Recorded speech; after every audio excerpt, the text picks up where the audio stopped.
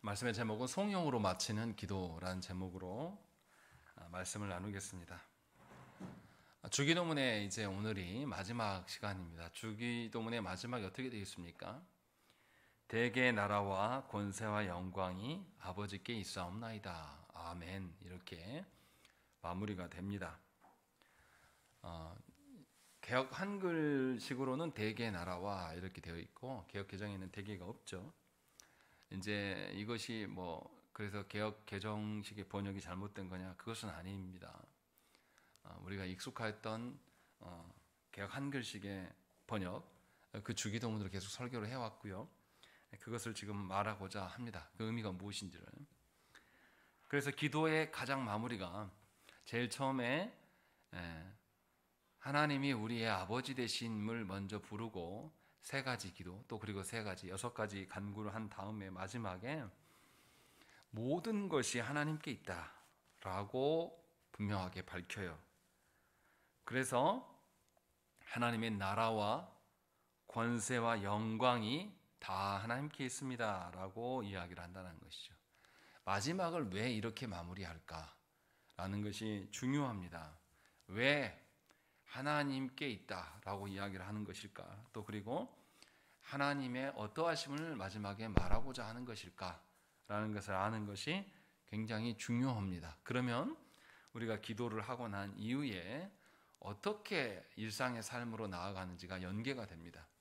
그래서 분명하게 마지막 기도를 이렇게 하는 이유가 뭔가라는 것을 알 필요가 있다는 것입니다. 그러면 이제 대개 이 부분이 있습니다. 대개 나라와 권세와 영광 이렇게 하기 때문에 대개가 도대체 무슨 말이냐라는 것이 이제 잘 우리가 익숙하지 않은 말이기 때문에 국어사전을 살펴보면 대개라는 것은 큰 원칙 이런 뜻이에요. 그러니까 앞에서 6가지를 구했던 그 모든 것의 근간이 원칙이 이것입니다 라고 말하고 있는 거예요. 그러니까 앞에서 구하였던 모든 것들이 아버지 하나님의 나라와 권세와 영광에 기반하고 있고 그것이 다 하나님께 속한 것입니다 라고 말하는 것이 마지막의 기도의 내용입니다. 그러니까 대개를 다르게 번역하면 큰 원칙으로 말하자면 나라와 권세와 영광이 다 하나님께 속해 있음을 내가 믿습니다 라고 고백하는 것이에요. 그러니까 여기서 우리가 볼 수 있는 건 무엇입니까? 기도의 근거가 간구하는 사람에게 있지 않음을 마지막에 고백하고 있는 거예요. 우리는 기도할 때 자기 열심이나 자기 간절함에 취해서 기도하는 경우가 많이 있습니다. 그런데 기도의 제일 마지막에서 무슨 이야기 합니까? 나라와 권세와 영광이 다 주님의 소관 안에 있습니다 라고 고백하면서 우리의 어떠함을 하나도 언급하지 않아요. 이 말은 뭡니까? 이제 기도를 마지막으로 끝으로 정리하고 기도하고 이제 삶으로 돌아갈 거예요. 그러면 우리가 살아가는 삶이 하나님 나라가 되어야 될 것이고 하나님의 권세가 있어야 될 것이고 하나님의 영광이 있어야 될 것인데 그 모든 것이 당신 속안에 있습니다. 아버지 하나님께 있습니다 라고 말하는 자, 이렇게 고백하고 있는 것입니다. 이것은 변함없이 기도를 끝마친 이후의 삶에도 누구를 의지하고 살겠다는 것이죠? 삼위 하나님만을 의지하면서 살겠다. 삼위 하나님만을 신뢰하는 것이 내가 살아갈 방편이다. 내가 기도하였던 것처럼 간구하였던 것처럼 여전히 기도 속에서만이 아니라 일상에서도 우리 삼위 하나님만이 나의 모든 원천과 근거가 되신다라고 고백하는 거예요. 그러면 기도가 삶과 달라지지 않습니다. 삶이 기도와 달라지지 않아요. 삶의 기도에서도 우리가 배웠던 것처럼 처음에 세 가지 기도할 때 하나님의 이름과 나라와 영광에 대한 이야기를 했었어요. 그 모든 것들이 하나님께 속한 한 가지를 세 가지 측면으로 설명했다라고 말씀을 드렸었어요. 이런 식으로 하나님에 대한 간구, 하나님과의 밀접한 하나님의 어떠하심이 우리 가운데 적용되는 것, 이것을 이야기를 했고 마무리도 이렇게 함으로 말미암아서 내가 기도한 것을 하나님께서 친히 이루실 것, 그래서 나는 더더욱 하나님을 의존하며 살아갈 것을 고백하는 것입니다. 그래서 어떻겠습니까? 일상에 나아가서도 하나님이 관여하셔야 돼요. 그래서 하나님과의 관계가 더 깊어져야 될 것들을 소망하면서 기도를 마무리하는 것이 마지막의 의미입니다. 그래서 종합하면 앞에서 기도했던 6가지를 종합하면 원론적으로 모든 것은 하나님께 있습니다 라고 고백하고 있다는 것입니다. 그러면 여기서 이제 우리가 나라와 권세와 영광이 무엇인지를 알아야 됩니다. 앞에서 우리가 두 번째 간구에서 나라에 임하옵시며 라고 이야기를 했었습니다. 그때 하나님 나라를 다뤘어요. 하나님 나라의 주인이 누구십니까? 하나님이십니다. 하나님이 우리를 다스리신다, 주권자이시다, 왕이시다 라고 고백한 부분이 두 번째 간구예요. 그래서 권세라고 이야기할 때 하나님이 모든 것, 믿는 자만이 아니라 믿지 않는 자들까지, 또 이 보여지는 세계만이 아니라 보이지 않는 영혼의 세계까지도 다 하나님이 다스리십니다. 이 말은 그렇게 다 다스리시는 하나님이니 우리의 일상적인 삶, 우리의 생활에 하나님께서 깊이 개입하시고 관여하십니다 라는 것을 인정하는 거예요. 그래서 하나님께서 내 삶이 선하도록, 하나님 보시기에 선할 수 있도록 늘 인도하심을 믿는 것, 하나님의 다스리심이 선한 것이다 라고 믿는 것이 두 번째 간구의 내용이었어요. 그 의미가 무엇입니까? 내가 볼 때에 내 삶이 어려울 수 있습니다. 내가 볼 때에 왜 내가 잘못이 없는 것 같은데 이 지경이 되었을까? 라는 혼란이 빠지는 그 순간에도 하나님이 우리를 다스리고 계십니다 라는 것이 나라에 임하옵시며 라는 그런 개념이라고 말씀을 드렸어요. 그래서 분명하게 하나님의 나라와 권세가 연결되어 있어요. 같은 개념으로 하나님의 다스림과 이 땅이 아닌 하나님 나라에 대한 질서를 말하고 있음을 우리가 알 수 있습니다. 그리고 영광을 언급을 하고 있어요. 이 영광은 누구의 영광입니까? 우리로부터의 영광이 아니라 하나님으로부터 오는, 다시 말하면 하나님의 거룩한 이름에 대한 반응이에요. 하나님이 어떠하신 분인가, 하나님의 어떠하심이 우리 가운데 반영되기를 소망하는 것이 영광, 이렇게 얘기하는 것이죠. 그래서 하나님께 영광을 올려드릴 때 우리의 잡다한 것들, 내가 기쁘고 이 땅에서 중요한 것, 또 이 땅에서 사람들과의 어떤 관계들, 사람들 중에서 머리에 서는 것, 이런 것을 취합해서 하나님께 드리는 것이 영광이 아니라고 말씀을 드렸습니다. 하나님께 돌려드리는 영광은 하나님께 받은 것을 내가 직접 체득해보고 실제로 그렇게 살아보니 이 땅의 다른 어떠한 것보다 누구 것이 최고다, 하나님께 받은 것이 최고입니다 하고 다시 하나님께 받은 것을 올려드리는 것, 이걸 뭐라고 그랬죠? 송영이라고 했어요. 이 송영으로 마지막을 마무리하면서 진실로 모든 것이 하나님께 속해 있습니다 라는 것을 의미하는 것이 나라와 권세와 영광이다 라는 것이죠. 그래서 나라와 권세와 영광은 처음 세 가지 기도와 매우 닮아 있습니다. 첫 세 가지 간구가 무엇이었습니까? 하나님의 이름과 나라와 하나님의 뜻에 대해서 이야기를 했었어요. 이것은 하나님의 창조하심과 다스리심의 한 다스리심을 여러 가지 방편에서 바라보는 거예요. 주께서 왕으로 다스리시기 때문에 그 모든 것이 운영되어지는 것이고, 그래서 나머지 네 번째, 다섯 번째, 여섯 번째 기도할 때도 일용할 양식이 중요한 게 아니라 그 일용할 양식을 누가 공급하신다? 하나님이 공급하신다라는 것을 말씀했고, 또 일용할 양식만 있으면 사람이 사람 되어지는 것이 아니에요. 죄의 문제가 해결이 돼야 되기 때문에 죄 사함도 하나님께 달려있고, 또 우리는 죄 사함을 받았음에도 불구하고 우리는 여전히 죄성이 있기 때문에 시험의 문제가 우리 안에 남아있는데, 이 시험의 문제도, 그래서 악한 자에게 빠지지 않는 이 문제도 하나님의 주권하에 있다라는 것을 인정하는 것이 기도문의 내용이었어요. 그러니까 총체적으로 다 무엇을 이야기하고 있냐면 하나님의 나라와 권세와 영광에 대한 부분들을 다 전체의 기도에서 하고 있고, 마지막으로 이것을 인정해 드리는 것이 마지막의 기도의 내용입니다. 그래서 기도하는 사람은 언제나 기도할 때 자신으로부터 기도의 근거가 자신에게서 나오면 곤란합니다. 왜냐하면 자신으로부터 나오는 것은 죄성이고, 자신으로부터 나오는 것은 자신의 생각하고 소망하는 자신의 소원을 빌 가능성이 높아요. 그것은 하나님과 교제하는 측면이 아닙니다. 그래서 기도할 때 하나님께 모든 것이 있다라는 것을 믿고 의존함으로 말미암아서 기도를 하는 겁니다. 그러면 우리의 형편과 상관없이 우리는 기도할 수 있어요. 우리의 처지가 어떻다고 해서 기도하지 않고 내가 기도를 하려고 하는데 기도가 잘 안 되니까 기도 못 하겠습니다, 이런 말 할 수가 없는 거죠. 왜냐하면 기도의 근거가 무엇이니까? 삼위 하나님께 있기 때문에. 우리는 기도가 잘 되든 안 되든 우리의 형편이 좋지 않아서 내가 슬픔과 근심 중에 있든지 말든지 간에 뭐 해야 됩니까? 하나님과 교제해야 될 자들이에요. 하나님과 기도해야 될 것이죠. 이것이 기도자의 합당한 태도라는 것입니다. 마치 그것과 똑같아요.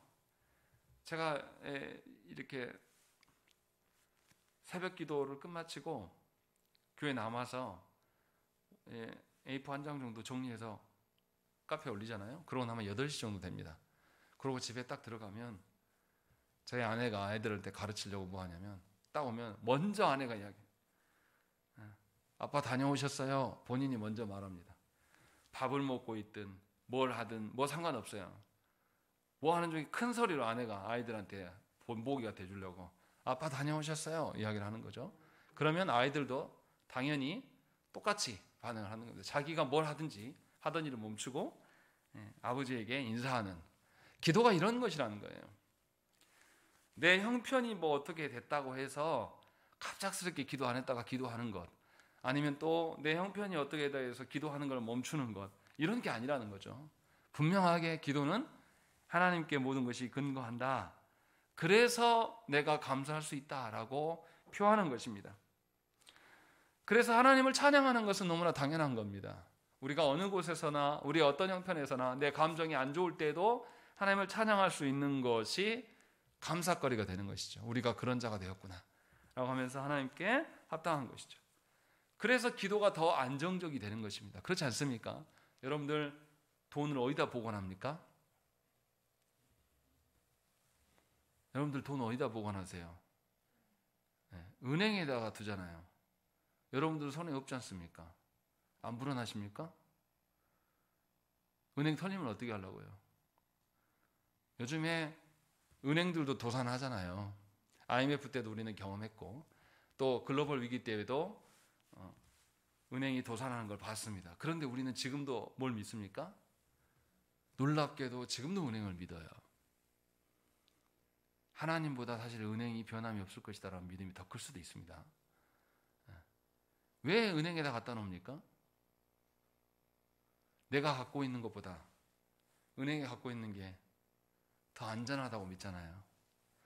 여러분들의 삶에 대한 기도들도 내가 갖고 있는 것보다 누께 속해 있는 게 더 편합니까? 하나님께 속해 있는 게 너무 당연한 원리예요. 근데 우리가 이것을 안 한다라는 거죠. 기도하면서도 불안해요. 그래서 어떻게 합니까?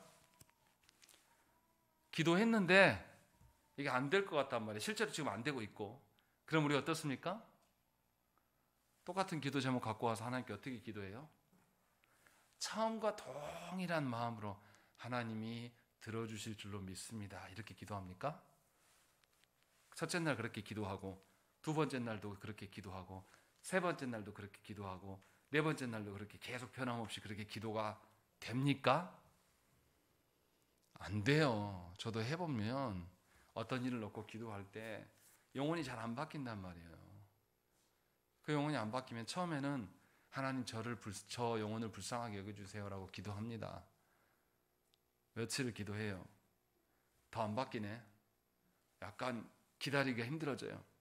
그러면 이제 어떻습니까? 하나님께 기도할 때 내 이 상황을 보니 안 바뀔 것 같단 말이죠. 그러니까 하나님께 좀 더 세게 기도해요.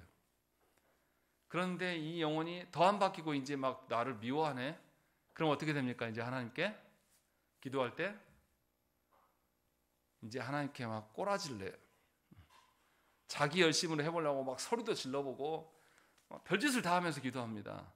왜 이럴까요? 하나님께 맡기면서 기도하는 게 아니거든요. 뭐 보는 거죠? 자기가 느낀 대로 기도하는 거예요.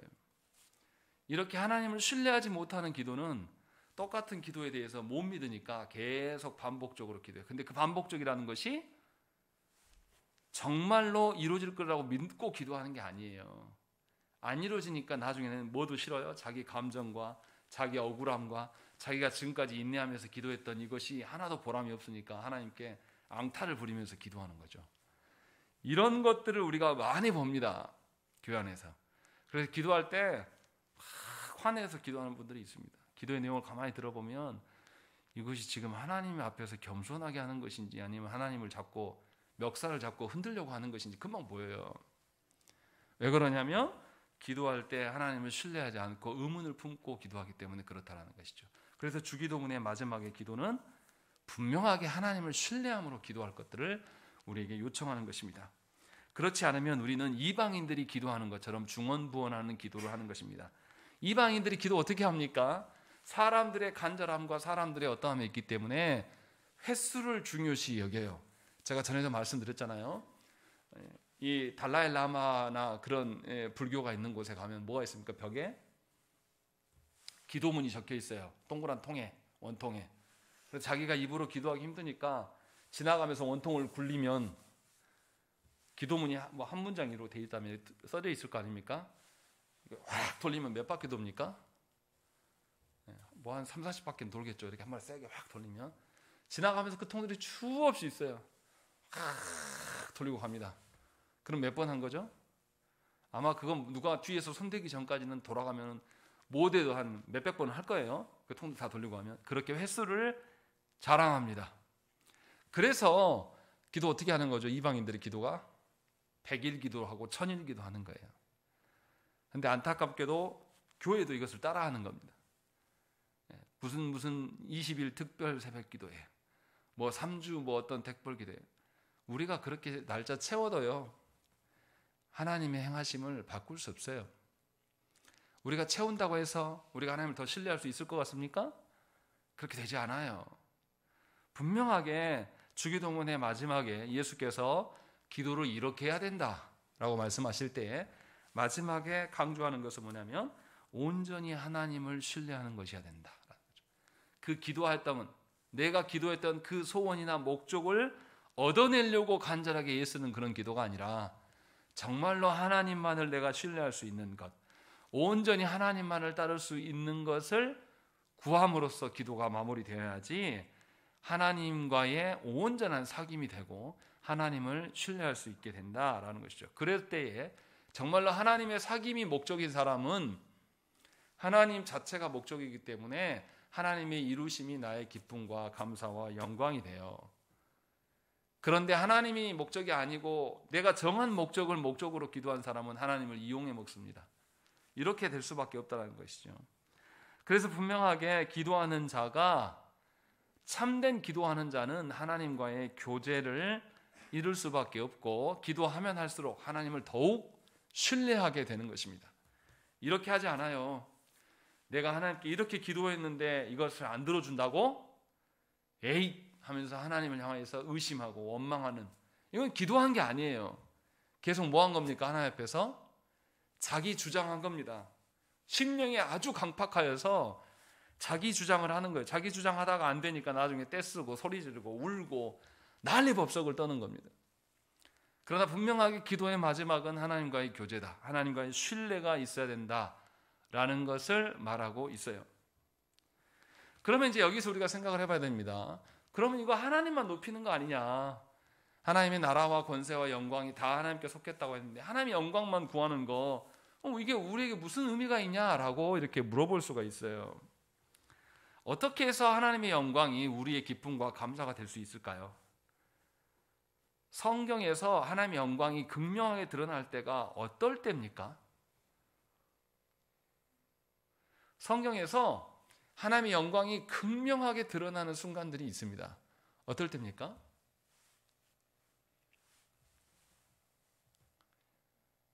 어떨 때예요? 충격적입니다. 이거 모르면 이상한데. 하나님의 영광이 극명하게 드러나는 순간, 성경에서는 우리를 구원하심이 하나님의 영광이 극명하게 드러난 때라고 말씀해요.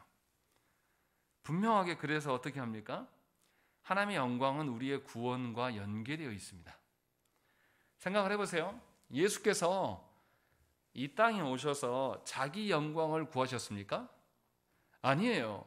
성부의 영광을 드러내기 위해서 이 땅에 오셨어요. 그리고 순종하셨습니다. 주께서 이 땅에 오심, 또 주께서 이 땅에서 성부의 뜻에 순종하심, 이거 뭐 하려고 하신 겁니까? 우리 구원을 위한 거지 않습니까? 우리 구원을 위하여서 성자께서 자식의 영광이 아니라 성부의 영광을 드러내실 때, 그래서 십자가에 돌아가심으로 말미암아서 성부 하나님의 영광이 크게 드러나. 이게 우리의 구원입니다. 그러할 때 영광이 또 드러나요. 또 성부도 어떻게 하십니까? 아드님을 죽게 내버려 두시지 아니하시고 다시 살리셔서 어디에 두십니까? 하나님의 보좌 우편에 앉히셔서 모든 이름 위에 뛰어난 그 자리에 올리시는 것입니다. 예수 그리스도를 영광스럽게 하시는. 그러니까 성부도 자기 영광이 아니라 성자의 영광을, 성자도 자기 영광이 아니라 성부의 영광을 영화롭게 드러내는 방식으로 우리의 구원을 이루어가는 것입니다. 이렇게 성부와 성자가 서로를 위한 영광을 드러낼 때 우리의 구원이 찬란하게 드러나는 것이에요. 그래서 우리가 죄로부터 자유하여서 죄에 붙들려 있는 세상 사람들은 보지 못하는 하늘의 영광, 하나님 나라의 영광을 우리가 그때에 맛보고 참여할 수 있다라고 성경은 이야기를 해요. 그리고 이 영광에 누구도 참여하십니까? 성령님도 함께 참여하십니다. 성령님은 자기 자신을 드러내는 하나님이 아니에요. 성령님은 자기 영광을 드러내시지 아니하시고 누구를 드러내십니까? 성자 예수 그리스도와 성자 예수 그리스도를 영광을 드러낼 때 누구의 영광이 함께 드러납니까? 성부의 영광이 함께 드러나도록 일하시는 하나님이시란 말이에요. 그런데 어리석게도 우리는 성령님만 붙들고 있는 경우가 너무나 많아요. 어떻게 우리의 구원을 이야기할 때 한 분 하나님만을 말할 수 있냐 이 말이에요. 그럴 수 없다라는 거죠. 우리의 구원을 말할 때에 성부와 성자와 성령님의 역사하심이 다 있어요. 그때의 영광이 드러나는 겁니다. 그러나 분명하게 성부는 성자를, 성자는 성부를, 성령님은 성부와 성자를 드러내는 방식으로 역사하시며 일하시는 거예요. 그래서 성령님께서 성자 예수 그리스도의 행하신 바를 깨닫게 하시기 위해서 말씀을 우리에게 주시고 말씀 가운데 깨닫게 하셔요. 그리고 앞으로 우리의 장래 일도 누가 주관하신다? 하나님이 주관하심을 깨닫게 하고 알게 하시는, 이렇게 해서 예수 그리스도를 드러내는 방식으로 영광을 드러내시는 것이죠. 또 성령께서는 마지막 날에 죽을 우리 몸까지도 영광스러운 몸으로 입혀주심으로 말미암아서 온전한 그리스도의 몸이 되도록 역사하신다는 것입니다. 이것이 삼위 하나님의 영광이고 이것이 바로 우리의 영광, 우리의 구원이 되는 것이죠. 그러니까 하나님의 영광이 드러나는 그곳에 우리의 구원함이 더 확실하게, 우리의 구원함의 그 크기와 깊이와 넓이가 어느 것인가라는 것을 알게 하고 있다는 것입니다. 그러니 저와 여러분들은 우리의 구원이 가치를 알려면 삼위 하나님의 일하심과 삼위 하나님이 무엇을 드러내시는가를 분명하게 아는 것이 너무 당연한 겁니다. 우리에게 베푸신 구원을 삼위 하나님으로부터 찾지 않고 우리로부터 찾으면 어떻게 됩니까? 내 소원풀이 하는 것이 구원이라고 말하게 되는 거죠. 한국교회 안에서, 조국교회 안에서 남발되는 것처럼 기도에 응답 안 하면 언제까지 하라고요? 될 때까지. 누가 그렇게 하래요?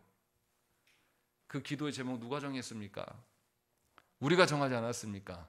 하나님 뜻이 아니면 어떻게 할 건데요? 멈춰야죠. 기도 제목을 벗어 던지고 하나님께 물어봐야 되지 않겠습니까? 이게 합당한 기도인지. 이게 정상적인 기도의 모습이라는 것이요. 그래서 우리의 구원이 드러나는 것이 하나님의 영광이 드러나는 방편이고, 그것이 곧 그것을 통해서 하나님의 행하신 바를 알게 되고, 하나님 행하신 바가 곧 나의 유익, 하나님 행하신 바가 나의 기쁨과 나의 감사가 되는 겁니다. 그래서 신자는 다른 어떠한 것보다 뭘 하는 거죠? 하나님의 영광을 하나님께 돌려드리는 일을 열심히 행할 수밖에 없는 겁니다. 구원의 참된 의미를 아는 자라면. 그래서 신자들의 모임, 이 교회는 어떻습니까? 모일 때마다 하나님의 영광을 드러내는 일에 힘쓰는 것이죠. 이것이 뭐냐면 우리가 받은 구원을 재확인하는 길이에요.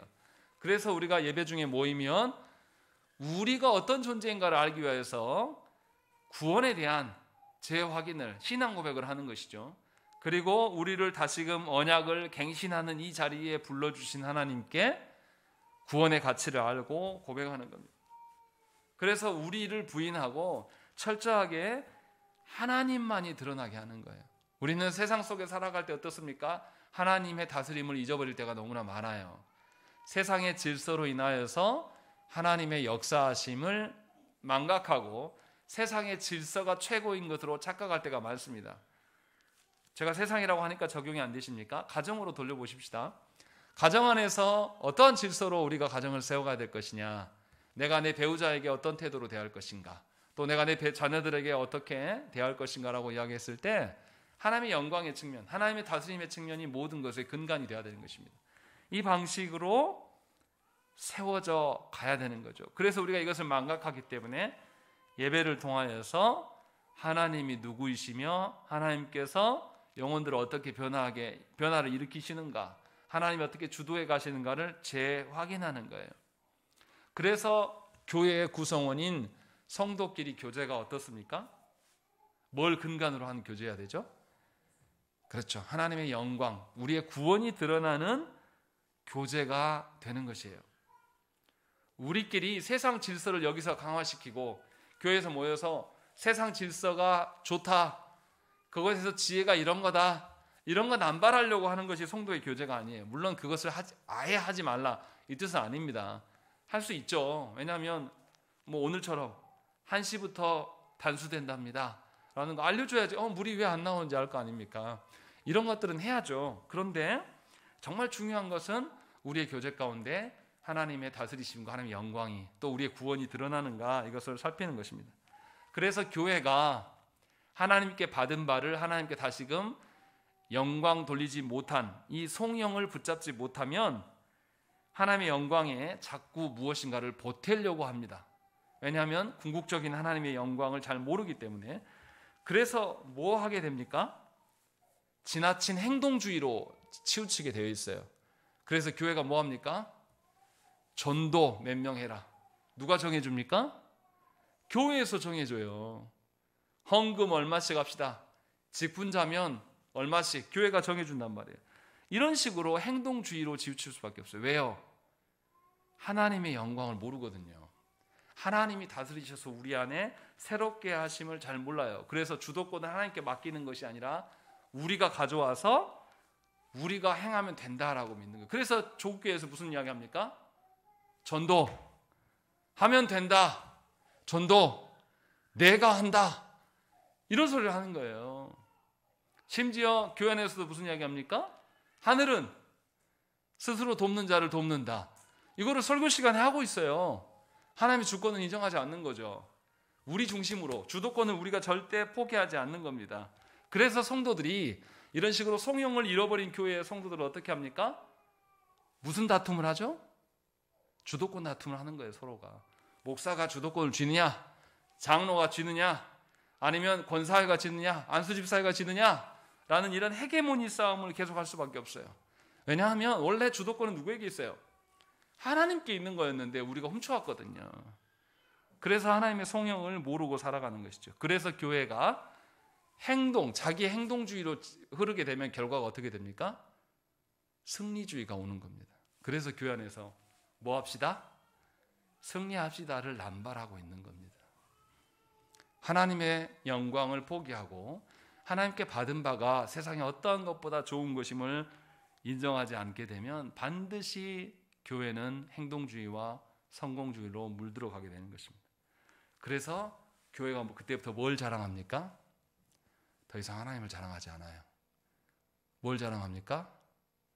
사람을 자랑해요. 건물을 자랑한단 말이에요. 그러니까 잘 보셔야 돼요. 우리 교회에 와서 오는 분들이 밖에서 보기 하고 안에 들어보니까 깔끔하네요.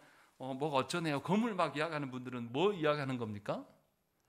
하나님과 별로 상관없는 이야기를 묻는 거예요. 우리 교회 오면 꼭 묻는 게 있거든요. 교회 자가 건물입니까? 새입니까? 이거부터 물어본 분들이 있어요.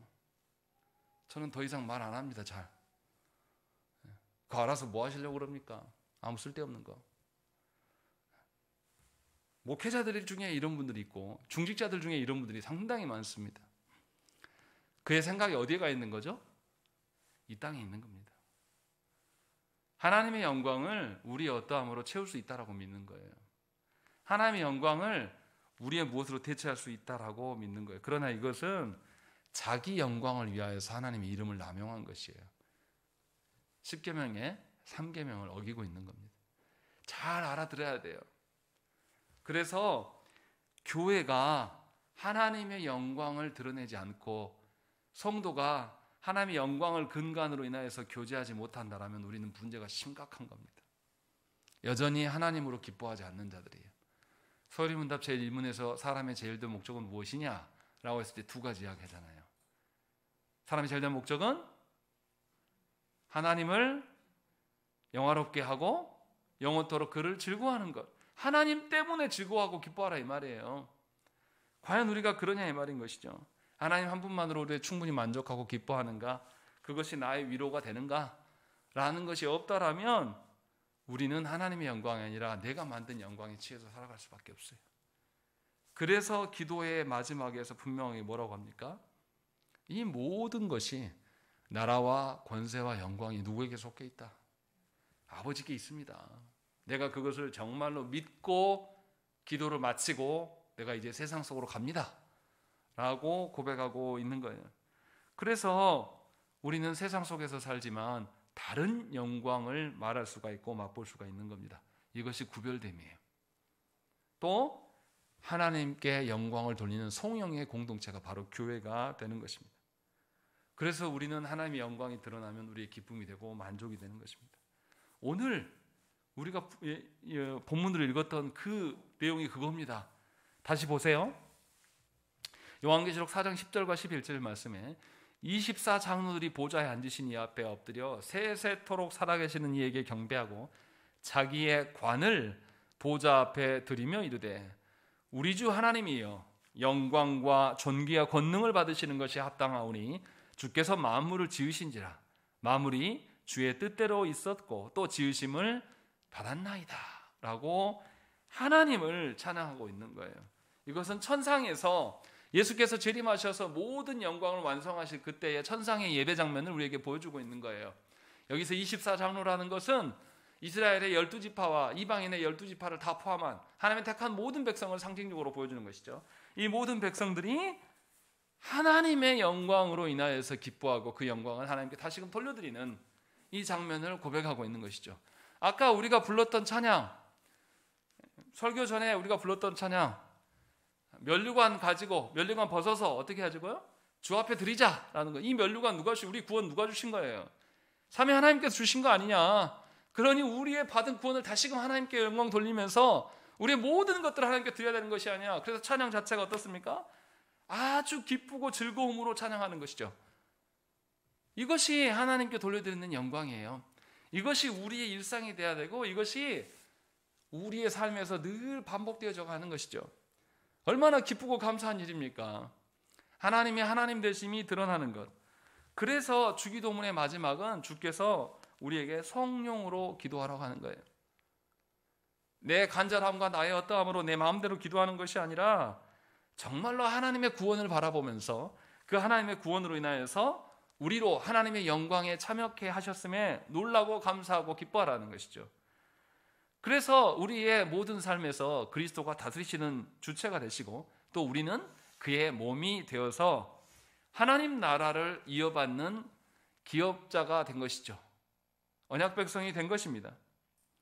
그래서 우리는 그리스도의 몸으로서 세상 속에서 제사장의 삶을 살아가는 거예요. 세상과 다른 방식으로 하나님의 영광을 드러내는 방식으로 살아가야. 물론 우리는 자격이 없는 자들입니다. 그런데도 하나님의 은혜로 말미암아서 우리가 제사장 되게 살게 하신 것이죠. 이것을 감사하는 것이 기도예요. 그러니 여러분들이 가정에 돌아가서 여러분들은 하나님의 영광, 하나님께 받은 기쁨에 취해서 살아가면 돼요. 하나님께서 우리에게 전도를 몇 명 해라, 저에게 10,000명이 되는 교회를 세워라, 뭐 이렇게 하신 적이 없어요. 그렇게 뭔가 성과주의, 행동주의를 말하는 것은 하나님 신뢰하지 않는 자들의 삶의 태도라는 것입니다. 분명하게 구원받은 우리가 진정으로 하나님께 영광을 돌리도록 기회를 주셨어요. 그런데 우리가 정말로 그런 자인가라는 것을 한번 생각을 해봐야죠. 우리는 구원받은 이후에도 죄를 짓습니까? 안 짓습니까? 죄를 지어요. 그리고 하나님이 아니라 누구를 더 사랑합니까? 세상을 더 갈망할 때가 많이 있습니다. 그래서 하나님께 기도함을 잊어버리고 살아갈 때가 많습니다. 기도를 해야 되는 것은 알지만 기도가 잘 안 된다고 말해요. 그리고 실제로 기도하지 않으면서도 별일 없겠거니 하고 살아가는 경우가 많이 있습니다. 마음은 찜찜한데 내가 그렇게 기도가 안 되는 것을 방관하면서 살아가지 않습니까? 그러나 주님은 분명하게 주기도문의 마지막에 송룡의 기도를 올려드려야 될 것들을 가르치십니다. 나의 처지와 상황에 매몰되지 않고 우리의 마음이 진정으로 주께 있음을, 예수께서 재림에 하실 그날을 우리에게 알게 하시고 그 영광을 다시 보게 함으로 말미암아서 오늘을 살도록 분명하게 나라와 권세와 영광이 주님께 있음이 확연히 드러날 날을 고대합니다 라고 하면서 기도의 마무리를 말씀하고 있는 것이죠. 그러니까 우리 자신을 보면 소망이 있습니까? 없습니까? 없어요. 그런데 하나님은 우리를 어떻게 간주해 주신다고 그랬죠? 우리 자신 그대로 간주해 주십니까? 아니잖아요. 예수 그리스도께서 행하신 것을 근거로 인하여서 우리를 간주해 주시겠다. 이것이 구원받은 백성의 특징이에요. 그래서 나는 능력이 없어도 괜찮아요. 그러나 나에게 능력이 없어도 뭐는 해야 됩니까? 예수님을 신뢰하고 삼위 하나님을 의존할 수 있는 그 기도, 그것이 우리에게 있어야 되는 것입니다. 그러할 때 우리는 죄와 사망의 그 족쇄에서 풀어날 수가 있고 이제 하늘의 영광을 구할 수가 있는 것이죠. 예수 믿으면서 제일 불행한 것이 무엇이냐면 하나님의 영광을 모르고 살아가는 것입니다. 그런 사람은 절대로 하나님께 성령의 영광을 바칠 수가 없습니다. 늘 이 땅에서 자기가 얻어진 것, 이 땅에서 자기가 이룬 것을 말할 수밖에 없어요. 그러나 하나님 나라의 비밀을 깨닫는 자는 언제나 하나님이 기쁨이 되고 하나님이 만족이 됩니다. 그래서 기도할 때에 하나님 나라의 영광에 참여하게 되는 것입니다. 기도가 괴롭고 힘든 것만이 아니라는 거예요. 기도가 왜 힘들지 않겠습니까? 힘들죠. 저도 목사로서 기도 인도하면 그냥 설교하기보다 몇 곱절 힘들어요. 그런데 하나님이 주시는 기쁨은 그보다 훨씬 더 크고 높다라는 것이죠. 이것이 예수께서 마지막에 말씀하시는 거예요. 이제 마지막으로 아멘이라고 하는 것에 대해서 우리가 생각을 해봐야 됩니다. 129문에 이렇게 나와 있습니다. 아멘이라는 이 짧은 말은 무엇을 뜻합니까? 우리 함께 읽겠습니다. 시작. 아멘은 참되고 확실하다는 뜻입니다. 내가 하나님께 이런 것들을 소원하는 심정보다도 더 확실하게 하나님께서는 내 기도를 들으십니다. 예. 자, 어렸을 때 장로님이 예배에 기도를 하면 5분 내지 10분, 기를 땐 15분씩 막 기도했어요. 그러니까 제가 사춘기 때 어떻게 했겠습니까? 기도 시간이 너무 길어요. 그래서 엎드려 잡니다. 언제 일어납니까? 아멘 하면 번쩍 눈이 떠요. 이게 아멘의 신기한 능력이에요. 우쩍 한 소리입니다. 아멘을 이렇게 기도 마무리로 이해하는 사람들이 너무 많아요. 왜 하는지를 잘 모른단 말이죠.